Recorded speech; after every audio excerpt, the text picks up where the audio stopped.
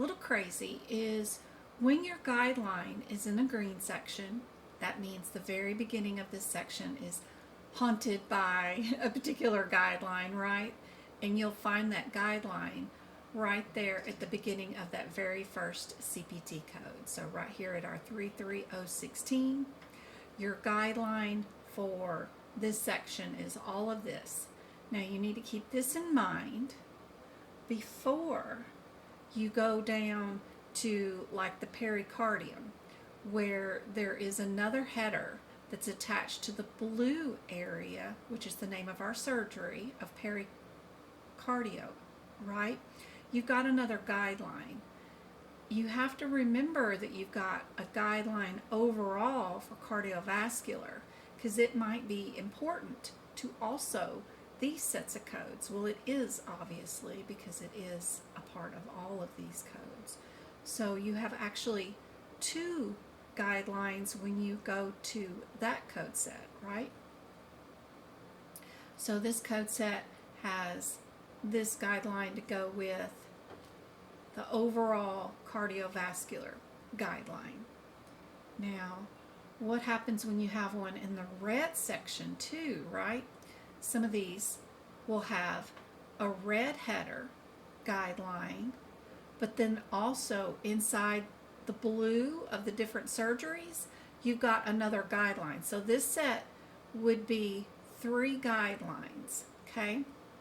So what I'm talking about is, let me go back to that page, is we have our overall guideline up here in the green for our overall cardiovascular system. That's one guideline you have to keep in mind. And then right here we'll have a guideline right before the 34001 area that you need to keep in mind.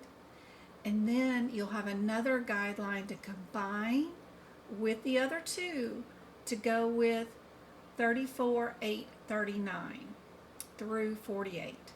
Those codes have their own set of guidelines that also go along with it. So you'll have 3 guidelines you need to keep in mind for these code sets.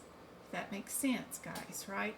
Overall, the red guidelines cover all of those codes in that section, which is all the blue surgeries till you get down to another red surgery.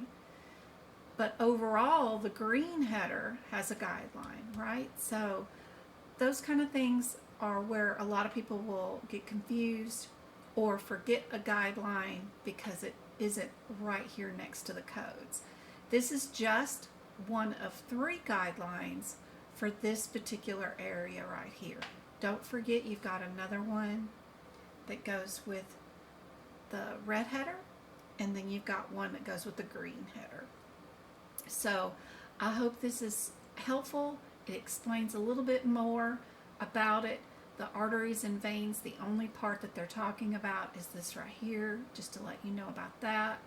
And then your overall green header is about the selective catheter, right?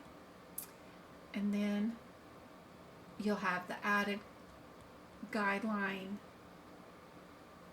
for the fenestrated endovascular, which is the more in-depth guideline. But don't forget, you've got the other 2 that go along with this code set. So I hope this is helpful. It's kind of nice. I like to do my exam questions by looking at my available answers first to see if they are separated by blue headers or red headers or green headers.